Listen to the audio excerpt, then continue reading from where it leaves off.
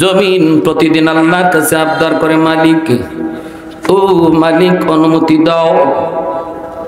আলা কুল্লা ইয়াউমিন ওয়াল আরদা ইস্তাজিলু রাব্বাহু, আল্লাহ পাক বলেন ওয়াল বাহরা ইস্তাজিলু রাব্বাহু ওয়াল মালাইকাতা ইস্তাজিলু রাব্বাহু।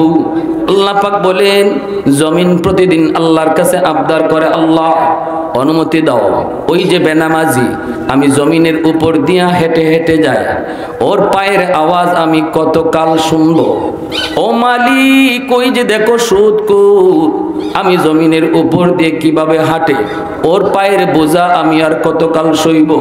আসবিরু ইলা মাতা আসবিরু, আপনাদের এই পুরুষোত্তমপুরের জমিন আমার নবীর হাদিসের বাসায় রে যুবক, এই এলাকার জমিন ও প্রতিদিন সকালবেলা আল্লাহর কাছে আবদার করে, আল্লাহ ওই যে দেখো ফজরের নামাজ না পইরা নাফরমান আমি জমিনের উপর দিয়ে কেমন করে হেঁটে হেঁটে যাইতেছে, আল্লাহ তুমি অনুমতি দেবানি। আসবিরু ইলা মাতা আসবিরু, আমি আর কত কাল এই নাফরমানের পায়ের বোঝা নিব, একটু অনুমতি দাও। আমি জমিন ফেটে যাই, ওরে জমিনের ভিতরে গিলে ফেলি। আল্লাহ বলেন জাননি ও দুনিয়ার বান্দা বান্দির দল, এইভাবে প্রতিনিয়ত জমিন তোমাদেরকে গিলে ফেলার জন্য আবদার করে, কিন্তু আল্লাহ পাক বলেন রে জমিন থাম থাম। এ জমিন আমি আল্লাহ দেখতেছি এই জমিনের ভিতরে কেমন গুনাহ হয়, কেমন অত্যাচার হয়, কেমন জুলুম হয়, তারপরেও আমি কেন আমার বান্দা বান্দিরে ধরি না জাননি? কারণ এই মানুষকে আমি আল্লাহ আমার নিজের হাত দিয়া বানাইছি। আসমান আল্লাহ বানাইছেন কুন ফায়াকুন বইলা, জমিন আল্লাহ বানাইছেন কুন ফায়াকুন বইলা, ফেরেশতা আল্লাহ বানাইছেন কুন ফায়াকুন বইলা, কিন্তু আমারে আপনারে আল্লাহ পাক শাইতানির রাজিম। বিসমিল্লাহির রহমানির রহিম। ইল্লা মান তাবা ওয়া আমানা ওয়া আমিলা আমালান সালিহা ফাউলাইকা ইউবাদদিলুল্লাহু সাইয়্যাতিহিম হাসানাত ওয়া কানাল্লাহু গফুরার রহিমা। وقال رسول الله صلى الله عليه وسلم التائب من الذنب كمن لا ذنب له أو كما قال النبي عليه الصلاة والسلام صلى الله على سيدنا ومولانا محمد وعلى آله وأصحابه وسلم صلى الله على سيدنا ومولانا محمد وعلى آله وأصحابه وسلم। ऐ हबीबे किबरिया तुम पर सलाम, ऐ हमारे दिल रुबा तुम पर सलाम। दिल सदा कहता रहा तुम पर सलाम, ऐ इमामुल अंबिया तुम पर सलाम। मस्जिद अक़सा में जुमला अंबिया, मस्जिद अक़सा में जुमला अंबिया मुक़्तदी थे और विहा तुम मुक़्तदा, मुक़्तदी थे और विहा तुम मुक़्तदा। ऐ इमामुल अंबिया तुम पर सलाम, दिल सदा कहता रहा तुम पर सलाम। मोहब्बतेर साथे जबान खुले अल्प समय जिकिर करी, राजी आছি সবাই ইনশাআল্লাহ? তো আওয়াজ দেওয়া যাবে? লা ইলাহা ইল্লাল্লাহ, জোরে লা ইলাহা ইল্লাল্লাহ, লা ইলাহা ইল্লাল্লাহ, লা ইলাহা ইল্লাল্লাহ,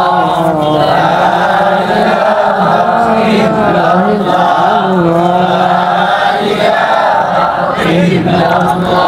ये जिक्र खुदा दिल में सदा रखने दिया कर, और नक्श खुदा दिल में जमा रखने दिया कर। क्या जाने हक इस्लाम है कोई फضل इलाही, हर वक्त दौरे कल्ब खला रखने दिया कर। मुर्शिद की नजर गज़ बसर से न होती है, क्या खुश नजरी खुश नजरी खुश नजरी है, क्या खुश नजरी खुश नजरी खुश नजरी है। दिल तोड़ के दिल जोड़ दिया सबका खुदा से, क्या दिल शिकानी दिल शिकानी दिल शिकानी है, क्या दिल शिकानी दिल शिकानी दिल शिकानी है। ला इलाहा इल्लल्लाह, ला इलाहा इल्लल्लाह, ला इलाहा इल्लल्लाह, ला इलाहा इल्लल्लाहु मुहम्मदुर रसूलुल्लाह। जोरे शोरे बोली सल्लल्लाहु अलैहि वसल्लम।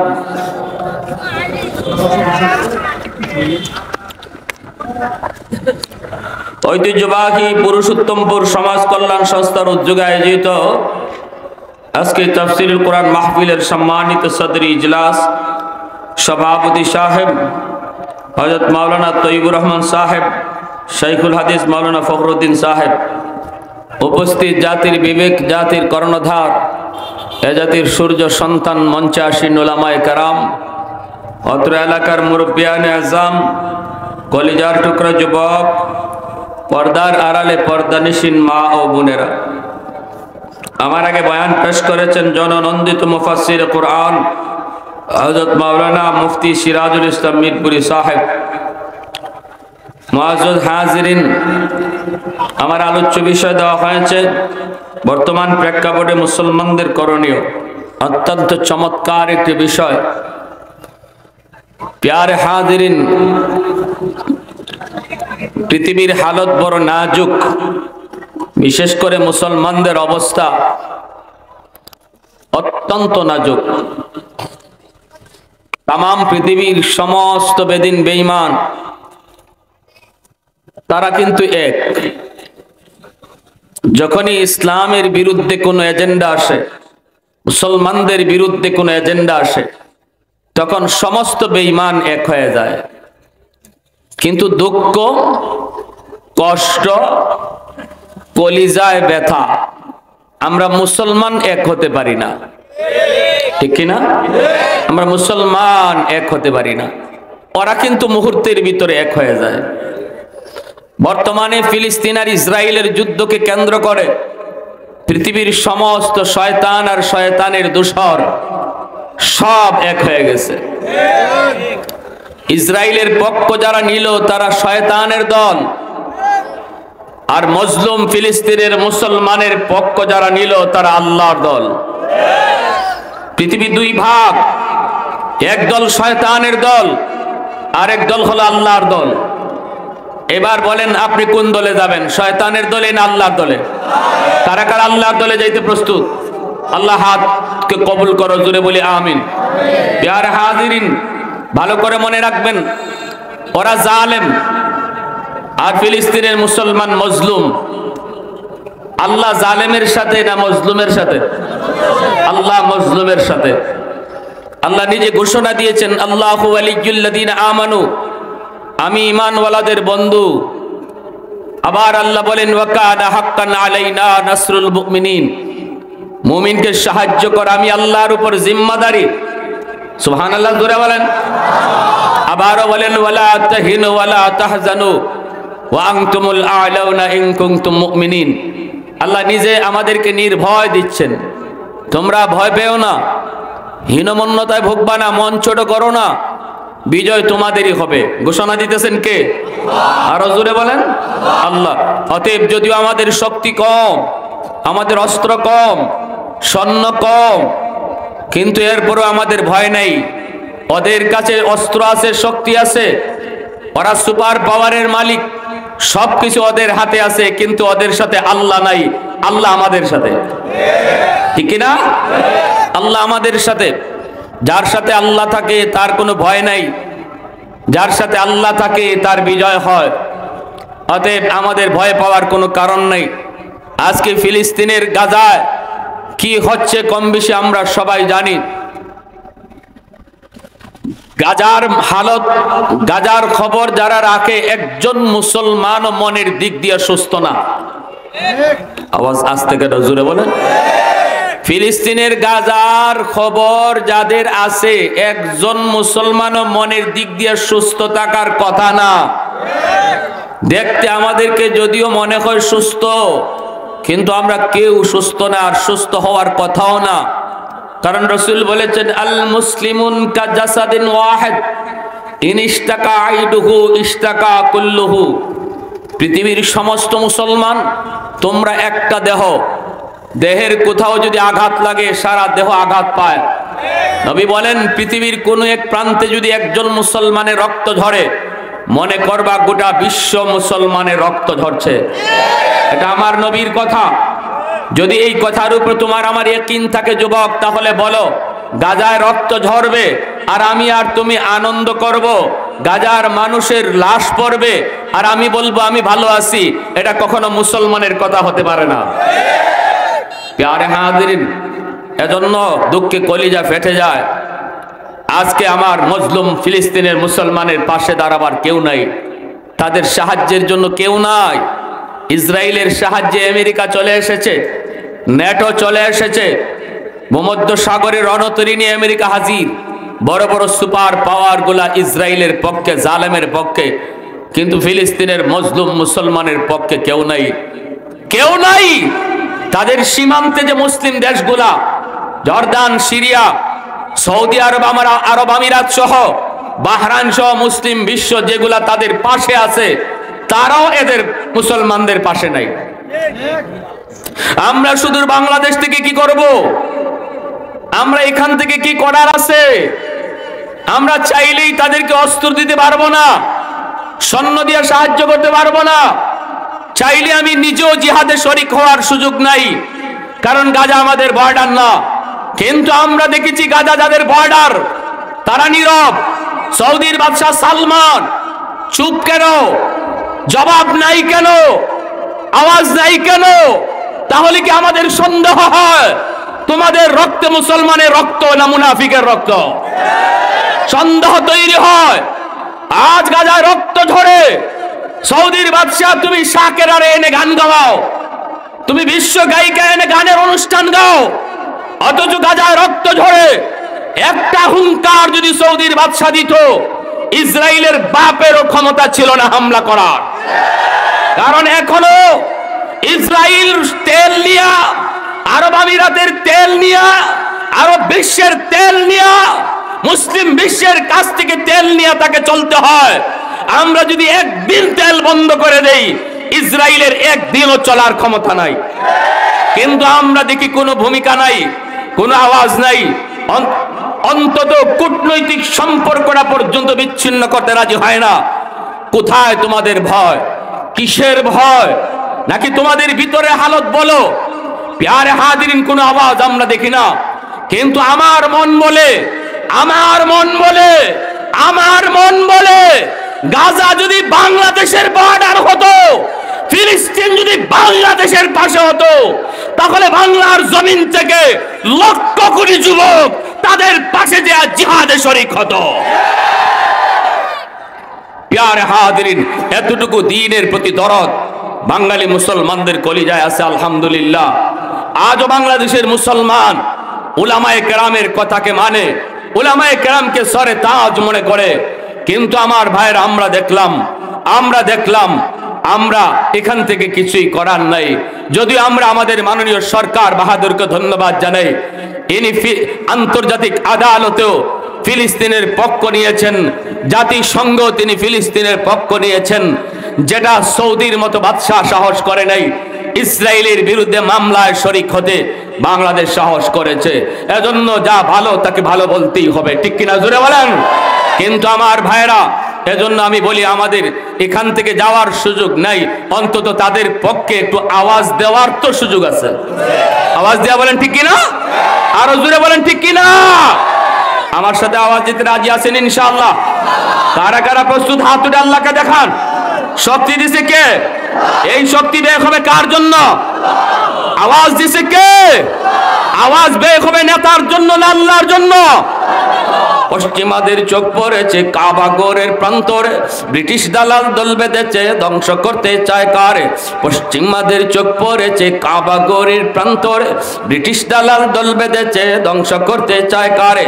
আল্লাহ পাকের ঘর, তোর সাহস থাকলে ধর, ঠিক কিনা? আল্লাহ পাকের ঘর, তোর সাহস থাকলে ধর।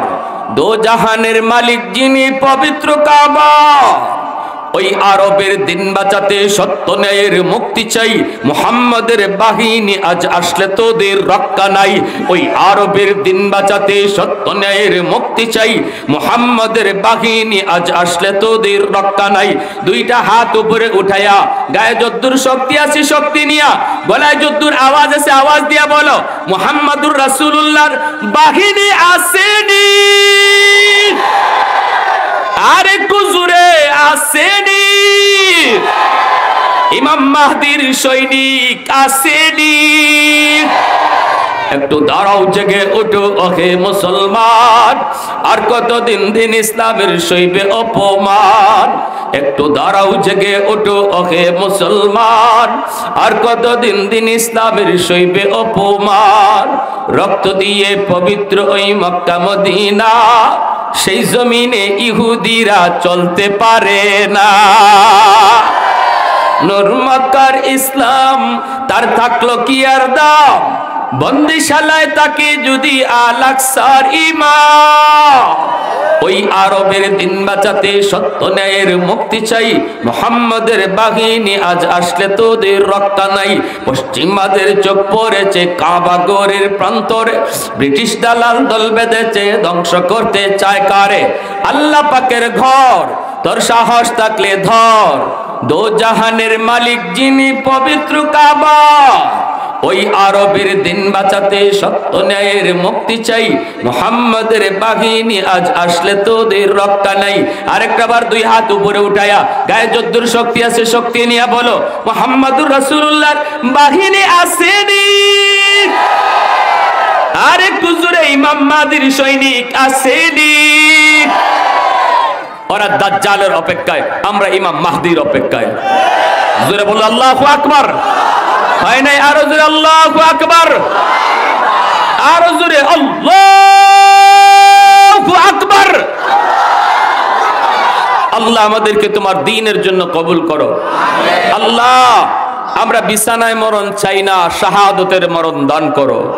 সবাই বলো আমিন, আরো জোরে বলো আমিন।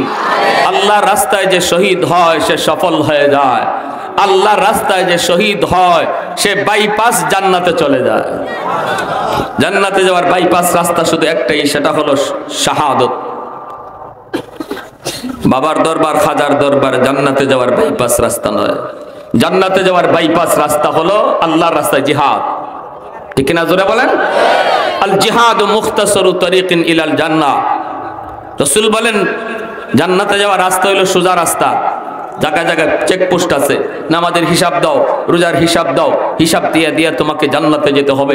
কিন্তু যে মানুষটা আল্লাহর রাস্তায় শহীদ হয় তাকে আল্লাহ পাক রব্বুল আলামিন হাশরের মাঠে জিগাইব, নামাজের হিসাব দাও। কইব আল্লাহ কের নামাজের হিসাব, কিসের রোজার হিসাব? আমি তো আমার জানটাই তোমাকে দিয়ে দিছি।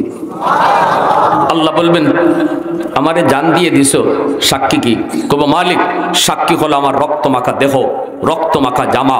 এজন্য নবী বলেছেন যে শহীদ হয় তারে গোসল দিও না, রক্ত নিয়ে তারে দাফন করো। হাশরের মাঠে শহীদ আল্লাহর সামনে রক্ত নিয়েই উঠবে। আওয়াজ আসতে বলেন, আরো জোরে সুবহানাল্লাহ, আরো জোরে সুবহানাল্লাহ। দুনিয়ায় এসেছি একদিন, যাওয়া লাগবেই। কেউ কি চিরকাল থাকতে আইছে? কি ভাই? হ্যাঁ,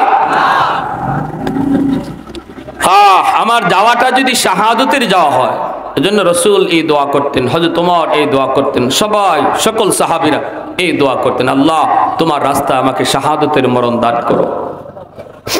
আমার ভাইরা, আল্লাহ পাক রুল বলে দিয়েছেন, আশিদ্দাউ আলাল কুফফার রুহামাউ বাইনাকুম। আল্লাহ পাক বলেন জানোনি কোথায় তোমরা নরম হবা, কোথায় তোমরা গরম হবা, কোথায় তোমরা নরম হবা। নিজেরা নিজেরা গরম নয়, রুহামাউ বাইনাহুম, নিজেরা নিজেরা গরম নয়। মুসলমান মুসলমানে কোনোদিন ঝগড়া নয়, মুসলমানে মুসলমানে কোনোদিন মারামারি নয়, মুসলমানে মুসলমানে কোনোদিন হিংসা নয়, মুসলমানে মুসলমানে কোনোদিন জিদাজিদি নয়। এই কথাটা কার? আর একটু জোরে বলেন কার? আল্লাহ পাক বলেন শুনো, আমার বন্ধু এবং তার সাহাবীদের কি আদর্শ ছিল শুনো। তারা সময় মতো যেমন গরম, তারা সময় মতো তেমন নরম। নিজেরা নিজেরা কখনো তারা ঝগড়া করতেন না, নিজেরা নিজেরা কখনো তারা দ্বন্দ্বে জড়িত হতেন না। একে অপরের সাথে তারা মহব্বত নিয়ে চলতেন। কারণ মুসলমানের সাথে মুসলমানের সম্পর্ক হলো ইমানের সম্পর্ক। রক্তের চেয়ে ইমানের সম্পর্ক আল্লাহর কাছে বড় দামি। রক্তের সম্পর্ক কখনো অস্বীকার করতে হয়। সন্তান যদি আল্লাহকে না মানে, সন্তান মানা যায় না। ভাই যদি রসুলকে স্বীকার না করে, ভাইকে ভাই বলা যায় না। কিন্তু যদি পৃথিবীর কোনো এক প্রান্ত থেকে যুবক কোনো একজন মুসলমান হাত উঠায় বলে আমি মুসলমান, তোমাকে এই নবীগঞ্জের মাটি থেকে জবাব দিয়া বলতে হবে তুমি আমার ভাই। এজন্যই তো নূহ আলাইহিস সালাম আল্লাহর এত বড় পয়গম্বর, সন্তান কেনান যখন পানিতে ডুবে মারা যায়, নূহ আলাইহিস সালাম তখন তিনি বলেছিলেন মালিক এই যে আমার সন্তান কেনান ডুবে মরতেছে, আল্লাহ তুমি তাকে একটু বাঁচাও। এই যে আমার সন্তান আল্লাহ পানিতে ডুবে মারা যায়। কিন্তু এই কেনানের অন্তরে ঈমান ছিল না। কেনান আল্লাহকে মানত না, নূহ নবীকে স্বীকার করত না। এজন্য নূহ নবী যখনই বলছেন মালিক আমার সন্তান, তখনই আল্লাহ কয় লাইসা মিন আহলি। এ নূহ একবার তুমি সন্তান কইছো, আর একবার সন্তান কইও না। কারণ তার কলিজায় ঈমান নাই। ঈমান যার কলিজায় নাই সে সন্তান হতে পারে না, সে তোমার ভাই হতে পারে না, সে তোমার বন্ধু হতে পারে না, সে তোমার আপন কেউ হতে পারে না। তাহলে আল্লাহ পাক বুঝায় দিলেন মুসলমানের পরিবার তৈরি হয় ঈমানের দ্বারা, রক্তের দ্বারা নয়। ঠিক না? আজকে আমি আর তুমি সামান্য কিছু গোষ্ঠীর ভিন্নতার কারণে, আমি আর তুমি সামান্য কিছু সাম্প্রদায়িকতার কারণে এক মুসলমান ভাই আর এক মুসলমান ভাইকে ঘৃণা করি। কেউ চৌধুরী, কেউ সৈয়দ, কেউ ফাটান, কেউ অমুক, কেউ তমুক। হয়তো আমাদের সমাজের ভিতরে একদল মানুষ তাদের পেশা হলো মাছ মারা, কিন্তু তারা মুসলমান ভাই। ঠিক কিনা জোরে বলেন? তার সাথে সম্পর্ক হলো আমার ঈমানের সম্পর্ক, রক্তের সম্পর্ক নাই। আল্লাহ বলেন রক্তের সম্পর্কের দরকার নাই। যদি সে বলে আমি মুসলিম, তোমাকে বলতে হবে তুমি আমার ভাই। তাহলে মুসলমানের পরিবার রক্তের দ্বারা হয় না, ইমানের দ্বারা। জোরে বলেন, রক্তের দ্বারা না, ইমানের দ্বারা। অতএব ভাই, কে কোন দল করে, কে কোন গোষ্ঠীর, কে কোন বংশের, কে কোন বংশের, এগুলা মুসলমানের দেখার বিষয় নয়। আল্লাহ কিন্তু এই জায়গার ভিতরে এটা নিষেধ করে দিয়েছেন, রুহামা ও বাইনাহুম, তোমরা না নিজেরা কখনো দ্বন্দ্বে জড়ায়ও না। সাহাবায়ে কেরাম রাদিয়াল্লাহু তাআলা আনহুম, কেউ ছিলেন আনসার, কেউ ছিলেন মুহাজির, ঠিক না? কিন্তু পরস্পরে ভাই ভাই হয়ে চলছেন। কোন এক যুদ্ধ থেকে ফেরার পথে হয়তো কেউ কারো সম্প্রদায়কে ডাক দিয়েছিল, একজন মুহাজির একজন আনসার, দুইজনে ঝগড়া হয়েছিল। আনসারদেরকে ডাক শুরু করলো, তিনি মুহাজিরদেরকে ডাক শুরু করলেন। আল্লাহর নবীর কাছে যখনই আওয়াজে পৌঁছলো, মায়ার নবী তখন আক্ষেপ করেছিলেন, হায় হায়, এটা তো জাহিলি যুগের ডাক, এটা তো দুর্গন্ধময় ডাক। কই রে আমার গোষ্ঠীর লোক, কই রে আমার চাচা, কই রে আমার বাতিজা, কইয়া মাইরে লাম্মে যাওয়া, মারামারি করা আরেক মুসলমান ভাইয়ের সাথে। রসুল বলে এটা তো ওই আইয়ামে জাহিলদের অবস্থা। বন্ধুকে রাজি করা, প্রথম কাজ হলো আসল বন্ধু চিনা। কে আমাদের প্রকৃত বন্ধু, আমেরিকা, রাশিয়া, চীন, ভারত নাকি আল্লাহ, এটা আগে নিজেরে বুঝো। বন্ধু কেডা এটা আগে বুঝো, এরপরে বন্ধুর ডিউটি পালন করো, বন্ধুরে খুশি রাখো। তাহলেই আল্লাহ রাব্বুল আলামিন কয়, তখন আর তোমার ময়দানে নামিয়া যুদ্ধ করা লাগবে না, তুমি শুধু ময়দানে দাঁড়ায়া থাকবা। পিছন থেকে মারমু আমি আল্লাহ। পিছন থেকে মারবেন কে? আল্লাহ। ইল্লা মান তাবা ওয়া আমানা ওয়া আমিলা আমালান সালিহা ফাউলাইকা ইউবাদদিলুল্লাহু সাইয়্যাতিহিম হাসানাত ওয়া কানাল্লাহু গফুরুর রহিমা। আল্লাহ পাক রব্বুল আলামিন পবিত্র কোরআনের সূরা ফুরকানের এই আয়াতের ভিতরে আল্লাহকে কেমনে খুশি করতে হয় আল্লাহ পাক এই সূরাটা শিখাইয়া দিয়েছেন। আল্লাহ পাক বলেন, জানোনি কিভাবে আমাকে খুশি করা যায়? আল্লাহ বলেন, আমার যেই সকল বান্দা বান্দি তওবা করবে, ঈমান আনবে, নেক আমল করবে, আমি আল্লাহ তাদের জীবনের সবগুলা গুনাহকে নেকি দ্বারা পাল্টাইয়া দেই। তওবাকারীর জীবনের সবগুলি তওবা আল্লাহ পাক তওবার খাতিরে, তওবাকারীর জীবনের সবগুলি গুনাহকে আল্লাহ পাক তওবার খাতিরে নেকি বানায়া দেয়। তাহলে বোঝা গেল তওবাকারীর জীবনে যদি 2,200 কোটি গুনাহ হয়, 200 কোটি গুনাহ যদি তওবাকারীর আমলনামায় থাকে, আল্লাহ বলেন সাথে সাথে তওবার খাতিরে 200 কোটি নেকি আল্লাহ বানায়া দেয়। সাগর পরিমাণ গুনাহ যদি হয় রে যুবক, পাহাড় পরিমাণ গুনাহ, তওবা করার সাথে সাথে আল্লাহ বলেন পাহাড় পরিমাণ গুনাহকে আমি আল্লাহ পাহাড় পরিমাণ নেকি বানায়া দেই। সাগর পরিমাণ গুনাহকে আমি আল্লাহ সাগর পরিমাণ নেকি বানায়া দেই। এজন্য তওবাকারী তওবা করার সাথে সাথে আল্লাহ তার উপর খুশি হয়ে যান। এজন্যই তো আল্লাহ বলেন, ইন্নাল্লাহা ইউহিব্বুত তাওয়াবিন ওয়া ইউহিব্বুল মুতাতাক্কিরিন। আল্লাহ পাক তওবাকারীকে ভালোবাসে, যারা পবিত্র তাদেরকে আল্লাহ ভালোবাসে, কিন্তু পবিত্রদেরকে ভালোবাসার কথা আল্লাহ পরে নিছেন। তওবাকারী যারা গুনাহ করে তওবা করে তাদের ভালোবাসার কথা আল্লাহ আগে আনছেন। এতে করে বোঝা যায় গুনাহ হয়ে যাওয়াটা দোষ না, গুনাহ হয়ে যাওয়াটা দোষ না, গুনাহ করার পর তওবা না করাটা হলো দোষ।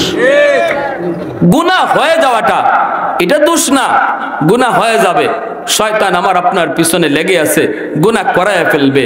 কিন্তু গুনাহ করার পরে যেই মানুষটা তওবা করে না, সাথে সাথে তওবা করে না, এটা হলো সবচেয়ে বড় দোষ। সাহাবায়ে কেরামের জিন্দেগি দেখেন, সাহাবায়ে কেরাম থেকে দোষ হয়েছে। সাহাবায়ে কেরাম মাসুম না, তারা নিষ্পাপ না। নিষ্পাপ হলেন নবীগণ, সাহাবীরা নিষ্পাপ নন, গুনাহ হয়েছে তাদের দ্বারা। কিন্তু দেখেন এমন একজন সাহাবী দেখান যে গুনাহ হওয়ার পরে দেরি হইছে, গুনাহ হওয়ার পরই এমন তওবা আল্লাহর কাছে করছেন, আল্লাহ খুশি হইয়া এই গুনাহ করার কারণে যতটুকু গুনাহ হইছিল এই গুনাহটারে আল্লাহ সাথে সাথে নেকি বানায় দিয়েছেন। জোরে কন্না সুবহানাল্লাহ। এজন্যই সাহাবায়ে কেরাম সত্যের মাপকাঠি, এজন্যই সাহাবায়ে কেরাম আমাদের জন্য মডেল, এজন্যই সাহাবায়ে কেরাম আমাদের জন্য অনুসরণীয়। কারণ আমার জীবনেও এরকম গুনাহ হবে, সাহাবীদের দ্বারাও গুনাহ হয়েছে, আমি আপনার দ্বারাও গুনাহ হবে। আমি গুনাহ করব, আমি মিথ্যা কথা বলবো, আমার দ্বারা চুরি হবে, আমার দ্বারা মুনাফিকি হবে, আমার দ্বারা জিনা ব্যভিচার হবে। এই ধরনের গুনাহ আমি লিপ্ত, আমার দ্বারা হয়ে যাবে। এইবার আমার দ্বারা মিথ্যা বলার গুনাহ হওয়ার পর এখন আমি কি করব, কার ফলো করব? এই জিনিস যদি তোমাকে দেখতে হয় তাহলে নবীর জীবনে তালাশ করে পাইবা না, আল্লাহ নবীকে ফলো করলে এখানে তুমি কিছুই পাবা না। কারণ আমার নবীর জীবনে একটা মিথ্যা কথা নাই। মিথ্যা বলার পরে কি করতে হয় নবীর জীবন তালাশ করলে পাবা না, সাহাবীর জীবন তালাশ করো, দেখবা মিথ্যা হয়ে গেছে, সাথে সাথে তওবা করে ফেলছে। এজন্যই নবী বলেছেন আসহাবী কান্নুজুম বিআইয়িহিম ইকতাদাইতুম ইহতাদাইতুম, আমার একজন সাহাবীকে অনুসরণ করো তোমরা জান্নাতের পথ পেয়ে যাবা। একজন সাহাবীকে অনুসরণ করো জান্নাতের পথ পেয়ে যাবা। সাহাবায়ে কেরামের দ্বারা এমন তওবা হয়েছে গুনার পরে, এমন তওবা, ওই গুনার দ্বারা যেই পরিমাণ গুনাহ আমলনামা উঠছিল, তওবার সাথে সাথে আল্লাহ ওই পরিমাণ নেকি বানায় দিয়া দিছে। তাহলে বলেন এখন আমলনামায় গুনাহ আছে না খালি নেকি আর নেকি? নেকি আর নেকি। তওবাকারী তার আমলনামায় গুনাহ থাকে না, খালি নেকি আর নেকি থাকে। কবির হুজুর নেকি করলো, কই নেকি করলে না নেকি ভাই? তখন নেকি করা লাগে না। তওবাকারী নেকি করা লাগে না, তওবাকারী নেকি করণ লাগে না। কইবেন কেমনে? তওবাকারীর নেকি করা লাগে না। এই আয়াতে আল্লাহ নিজে বলতেছেন তওবাকারী তওবার পরে তার গুনারে আল্লাহ নেকি বানায় দেয়। গুনারে আল্লাহ নেকি বানায় দেয়, গুনারে আল্লাহ নেকি বানায় দেয়। সে যে গুনাহটা করছে যদি আল্লাহর হক নষ্ট করে থাকে এটার কাজা করে, মানুষের হক যদি নষ্ট করে থাকে এটা ফেরত দেয়। আর কয় আল্লাহ জীবনে আর এই গুনাহ করবো না। তখন আল্লাহ পাক ওই গুনাহটা যদি তার 200 কোটি গুনাহ হয়, মুহূর্তের ভিতরে আল্লাহ পাক 200 কোটি নেকি বানায় দেয়। এজন্য হাসরের মাঠে তওবাকারী আমলনামা দেখে খুব আল্লাহ এটা আমার না, তোমার ফেরেশতারা ভুল করছে, মনে হয় এটা আর কেউ আমলনামা আমাকে ভুলে দিয়ে দিছে। আল্লাহ এত নেকি আমি করছি না, এটা ফেরেশতারা ভুল করছে। আল্লাহ কইব ফেরেশতারা আমার ভুল করে না, আমার ফেরেশতারা ভুল করে না বান্দা, ফেরেশতারা ভুল করে না। হতে ভুল না করলে এত নেকি আইলো কই থেকে? আমি তো এত নেকি করছি না। তখন আল্লাহ পাক কুদরতি মুস্কি হাইসা বলবে বান্দা ওই যে মাহফিলে বৈশা বৈশা দিলটারে নরম করে কইছিল আল্লাহ জীবনে যা রোজা ছাড়ার ছাড়ছি মালিক, ভুল করেছি, আর জিন্দেগিতে একটা রোজা ছাড়বো না। তোমার এই কথাটা বলার সাথে সাথে ওই জীবনের পিছনের জীবনের সবগুলা গুনাহকে আমি আল্লাহ আমার তরফ থেকে নেকি দিয়া বইরে দিয়ে দিছি, আমার তরফ থেকে নেকি বানিয়ে দিছি। ইয়ার হাদিরিন, এজন্য আল্লাহর নবী রহমতের নবী বলেন জানুনি জমিন প্রতিদিন আল্লাহর কাছে আবদার করে মালিক ও মালিক অনুমতি দাও। আলা কুল্লা ইয়াউমিন ওয়াল আরদা ইস্তাজিলু রাব্বাহু, আল্লাহ পাক বলেন ওয়াল বাহরা ইস্তাজিলু রাব্বাহু ওয়াল মালাইকাতা ইস্তাজিলু রাব্বাহু। আল্লাহ পাক বলেন জমিন প্রতিদিন আল্লাহর কাছে আবদার করে আল্লাহ অনুমতি দাও। ওই যে বেনামাজি আমি জমিনের উপর দিয়া হেঁটে হেঁটে যায়, ওর পায়ের আওয়াজ আমি কতকাল শুনবো। ও মালিক ওই যে দেখো সুদখোর আমি জমিনের উপর দিয়ে কিভাবে হাঁটে, ওর পায়ের বোঝা আমি আর কতকাল সইব। আসবিরু ইলা মাতা আসবিরু, আপনাদের এই পুরুষোত্তমপুরের জমিন আমার নবীর হাদিসের ভাষায় রে যুবক, এই এলাকার জমিন ও প্রতিদিন সকালবেলা আল্লাহর কাছে আবদার করে আল্লাহ ওই যে দেখো ফজরের নামাজ না পইরা নাফরমান আমি জমিনের উপর দিয়ে কেমন করে হেঁটে হেঁটে যাইতেছে। আল্লাহ তুমি অনুমতি দেবানি। আসবিরু ইলা মাতা আসবিরু, আমি আর কত কাল এই নাফরমানের পায়ের বোঝা নিব? একটু অনুমতি দাও, আমি জমিন ফেটে যাই, ওরে জমিনের ভিতরে গিলে ফেলি। আল্লাহ বলেন জাননি ও দুনিয়ার বান্দা বান্দির দল, এইভাবে প্রতিনিয়ত জমিন তোমাদেরকে গিলে ফেলার জন্য আবদার করে, কিন্তু আল্লাহ পাক বলেন রে জমিন থাম থাম।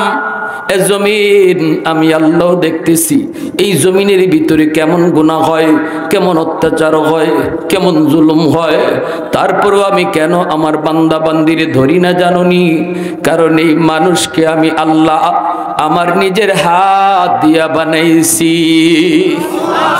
আসমান আল্লাহ বানাইছেন কুন ফায়াকুন বইলা, জমিন আল্লাহ বানাইছেন কুন ফায়াকুন বইলা, ফেরেশতা আল্লাহ বানাইছেন কুন ফায়াকুন বইলা, কিন্তু আমারে আপনারে আল্লাহ পাক আল্লাহর রাসূলের হাদিসের ভাষায় তোমারে মুসলমান কওয়াতেও টাইম নাই। ঠিক কিনা জোরে কর। গাজার শিশুরা রক্ত ঝরে না, রাসূলের হাদিসের ভাষায় আমার সন্তানের রক্ত ঝরতেছে। এটাই ভাবতে হবে, গাজার শিশু না আমার শিশুর রক্ত ঝরে। ইসরায়েলের কারাগারে আমার মুসলিম বোন নির্যাতিত নিপীড়িত, না সে গাজার নারী নয়, সে আমার বোন। রাসূল বলেন এতটুকু অনুভূতি যদি তোমার অন্তরে না থাকে, নিজের মুসলমান দাবি করো না, নিজের মুসলমান দাবি করো না। আমার ভাইরা বন্ধুরা, যুবক, এই যুবক এইবার দিনটা নরম করে একটু কথাগুলি বোঝার চেষ্টা করো। সময়টা বড় বিপদ, সামনের দিনগুলা বড় ভয়ঙ্কর। এই অবস্থায় তোমাকে আমাকে সবচেয়ে বড় করণীয় যেটা, সবচেয়ে বড় করণীয় হলো আল্লাহকে খুশি করো, আল্লাহকে পাশে রাখো, আল্লাহকে সাথে রাখো। যদি তুমি আল্লাহকে খুশি করে নিজের পাশে রাখতে পারো রে যুবক, ময়দানে তুমি আমি দাঁড়ায় থাকবো, আর অ্যাকশনে যাবেন আল্লাহ নিজে। কারণ আল্লাহ নিজে বলে দিয়েছেন ওয়ামা রামাইতা ইদ রামাইতা ওয়ালাকিন্নাল্লাহ রামা। আল্লাহ বলেন বন্ধু, বদরে তুমি মারো নাই, বদরে তোমার সাহাবীরাও মারে নাই, বদরে মারছি আমি আল্লাহ। সুবহানাল্লাহ।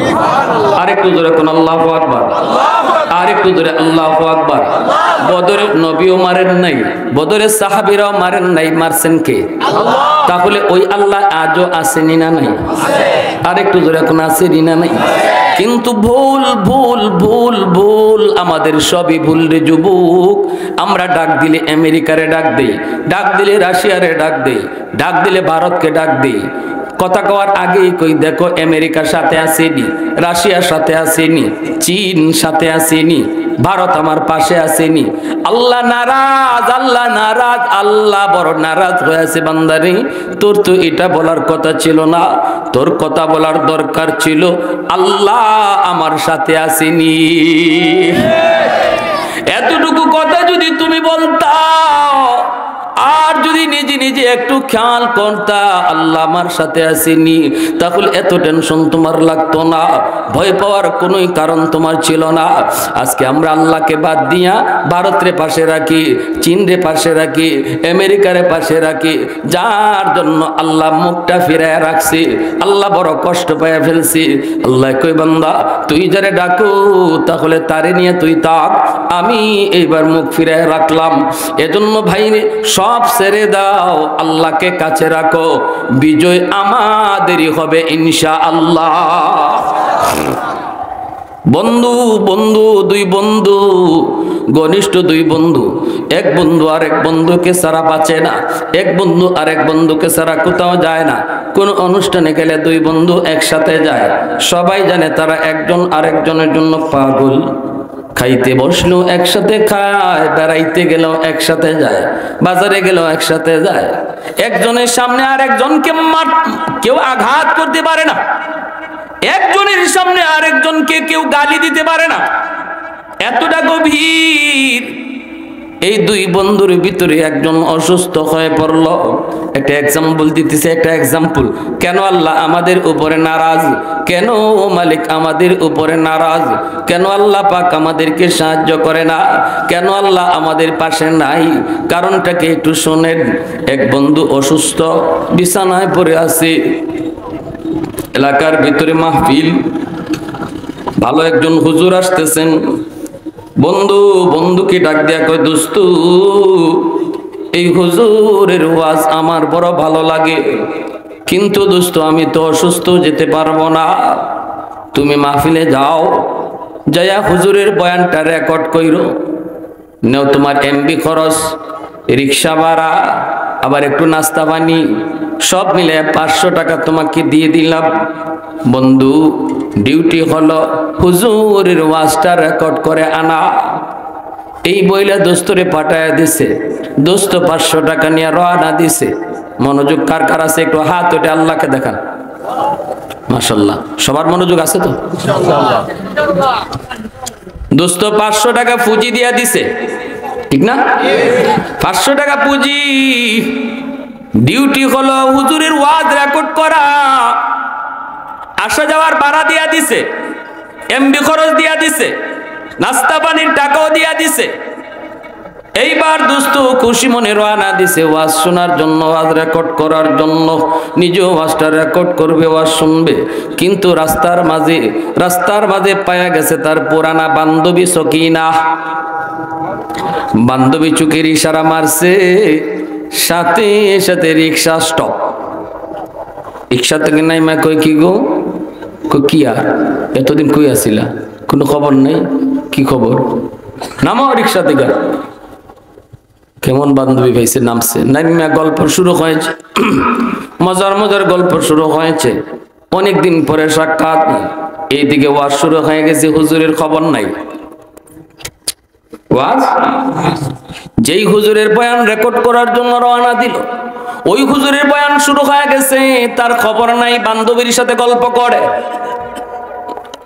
এক পর্যায়ে বান্ধবী কয়, এতদিন পরে তুমি আমাকে পাইছো, আমি তোমাকে পাইছি, কিছু খাওয়াইবা না? কই খাওয়াইবো, একটু খারো, নবীগঞ্জ থেকে মিষ্টি লইয়া আই।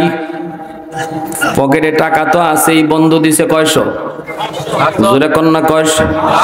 গেছি গে নবীগঞ্জ, গিয়ে তো বনফুল থেকে মিষ্টি আইনা বান্ধবীর মিষ্টি খাওয়ায়। যেই টাকা বন্ধু দিছিল ওয়াজ রেকর্ড করার জন্য, এই টাকা দিয়ে বান্ধবীর মিষ্টি খাওয়ায়। মিষ্টি খাওয়াইয়া ওয়াজের প্রতি ওয়াজ শেষ, বান্ধবীর সাথে কথাও শেষ। এইবার সে কি করবি, বড় লজ্জা, ওয়াজও রেকর্ড করতে পারলো না। পরের দিন বন্ধুর কাছে আসছে বড় লজ্জায়, আইসা মাথা নিচের দিকে দিয়া বসা। বন্ধু কই, দোস্ত কই আমার ওয়াজটা দে। তখন কই, দোস্ত কেমনে কই, বড় লজ্জা লাগে। কেন, কি হইছে? কইও না, পুরানা বান্ধবী সকিনায় পায়া গেছিল। কয়ার পরে আমার চোখের ইশারায় নামায়া ফেলছে। তারপরে কয়ার পরে 2 গাল গল্প হইছে। তারপরে কয়ার পরে মিষ্টি খাওয়াইছি। হয়তো আমার ওয়াজ কই ভাইবা, ওয়াজের মাটি তো যেতাম পারছি না, ওয়াজের মাটি তো যেতাম পারছি, সারেনি আমারে। তখন দোস্ত কই, দোস্ত তাহলে আমার টাকাটা দে। টাকা কই পাইবা দোস্ত? টাকা দিয়া তো সকিনারে মিষ্টি খাওয়াইছি। তখন দোস্তর কলিজা খুশি না বেজার? কষ্ট কম পাইছে না বেশি পাইছে? দিলের ভিতরে এমন চোট লাগলো। আর বলতেছে, দোস্ত রে, এতদিন পর্যন্ত তোর সাথে আমি চলছি, সর্বদা তোর সামনে দাঁড়ায় থাকছি, তোর সাথে নিয়ে হাঁটছি। আজকে তোরে আমি একটা ডিউটি দিয়ে পাঠাইলাম, আবার ফুজিও দিলাম আমি, যাওয়া আসা যাওয়ার ভাড়া, এমবি খরচ সহ 500 টাকা তোরে ফুজি দিলাম। এই ফুজি দিয়া তোরে ডিউটি দিছি একটা, হুজুরের ওয়াজটা রেকর্ড করা। দোস্ত তুই করলি কি? তুই যদি ওয়াজটা রেকর্ড করতি, আর যদি আসা যাওয়ার প্রতি 1-2 গাল গল্প বান্ধবীর সাথে করতি, অথবা আরো কিছু খাওয়া দাওয়া করতি, আমি জানি এমবি খরচে তার 500 টাকা খরচ হবে না। কিন্তু আমি যদি তোর কাছ থেকে আমার ডিউটি ওয়াজ পাইয়া যাইতাম, হয়তো আমি তোর কাছ থেকে বাকি টাকার হিসাব আমি নিতাম না। আল্লাহু আকবার, জোরে বলো। আমি বলতাম না এমবি খরচ হয়েছে 250, বাকি 250 তুই কোন পথে ব্যয় করলি, এত হিসাব তোর কাছ থেকে হয়তো আমি চাইতাম না, কারণ আমি আমার ডিউটি পাইয়া গেছি। কিন্তু তুই আমার দেওয়া পুঁজি আজকে তুই সকিনার তুলে ব্যয় করে দিলি, অথচ আমার ডিউটিটা তুই পালন করলি না। ঠিক আছে, আজকে থেকে তুই তোর পথে, আমি আমার পথে। আজ তোকে তোর সাথে আমার কোনো বন্ধুত্ব নাই। পরের দিন দোস্তরে বাজারে একজনে ফিটায়, আর সে তাকায় দেখে, মানুষে কয় কি মিয়া, ও মিয়া তোমার দোস্তরে মানুষে পিটায়, তুমি তাকায় দেখো। অন্যদিন তো দেখলাম তুমি সবার আগে যায় দাঁড়াইছো, বন্ধুরে মারার আগে আমাকে মার। আজকে তুমি তাকায় দেখো, ফিরাও না, সাহায্য করো না, ঘটনা কি? তখন কষ্ট পায়া কয়, ওর কপালে আরো পিটা দরকার। ওর কপালে আমার তো বন্ধু, আমি বেশি কিছু করতে পারি নাই, কিন্তু দুশ্মনে যখন পিটায় তখন চায় দেখে আর কয় ওরে আরো ফিডা, ওর কপালে আরো ফিডা দরকার। ঠিক তেমনি আল্লাহ পাক রব্বুল আলামিন কয়, বান্দারে, ও বান্দা, হাতটা আমি আল্লাহর দেওয়া ফুজি, পাটা আমি আল্লাহর দেওয়া ফুজি, চোখটা আমি আল্লাহর দেওয়া ফুজি, সুস্থই বিবেক আমি আল্লাহর দেওয়া ফুজি।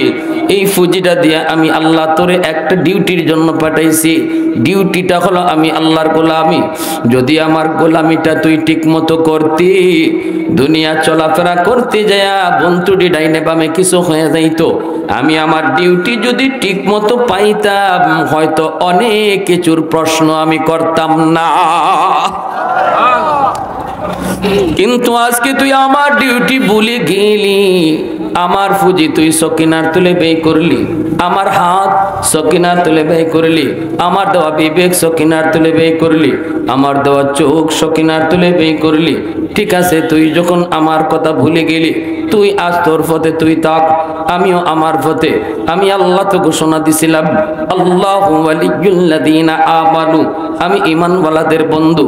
যতদিন পর্যন্ত ঈমানদার আমার ডিউটির কথা ইয়াদ রাখছে, ততদিন পর্যন্ত আমি তাদের বন্ধু ছিলাম, আজও তাদের বন্ধু আছি। কিন্তু যারা আমার ডিউটি ভুলে যায়, আমার দেওয়া ফুজি সকিনার তলে লাগায়, তাদের সাথে আমার কোনো আর বন্ধুত্ব নাই। এখন দুশ্মন আমাদেরকে মারে, আল্লাহ চায়া দেখে, যেই আল্লাহ সব সময় আগে যায় দাঁড়াইতো, আমার বন্ধুকে মারবি না, আগে আমি আল্লাহর সাথে বুঝ। আল্লাহু আকবার, জোরে বলেন। যেই মালিক কইতো সাবধান, আমার ঈমানওয়ালা বন্ধুদের সাথে কথা বলবার আগে আমি আল্লাহর সাথে বুঝ পরামর্শ করো, সেই মালিক আজকে চায় দেখি আমরা মাইর খাই। কারণ হলো আমরা মালিককে কঠিন ভাবে নারাজ করে ফেলেছি, আমরা আমাদের বন্ধুকে কঠিন ভাবে নারাজ করে ফেলেছি। এজন্য তিনি আজকে দেখতেছেন, এরপরও সাহায্য করেন না, দেখতেছেন, এরপরও আগে আসেন না। অতএব এই মুহূর্তে আমাদের সবচেয়ে বড় করণীয় হলো ওই বন্ধুকে রাজি করা।